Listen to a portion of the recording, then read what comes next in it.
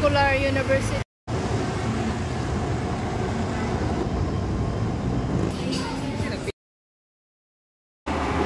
Hello, maadjong adlaw natong tanan. For today's video, nandito tayo sa Isitan, Recto, Manila.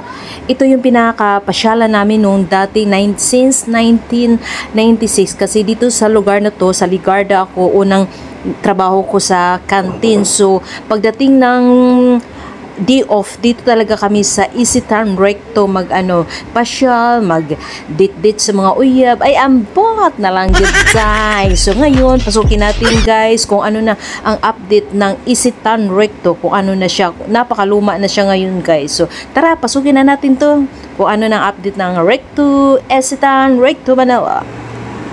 2001 naman, dito din ako nagtrabaho sa may food court dito mismo sa loob, sa pagpasok mo lang sa entrance kasi may outlet kami dito sa steak break. Kaso nag-close yung store namin dito kasi parang lahat na nag-close dito, wala na siyang ngayon, wala na siyang food court ngayon. Ginagawa na lang ng mga bilihan ng mga damit ng mga bata, kung ano-ano, ginawang Changi, ganun. So, nakaka-miss talaga tong lugar na to kasi medyo matagal-tagal din ako dito nag-work. So, ngayon, ikutin natin kung ano na ang update ng Isitan Recto, Manila.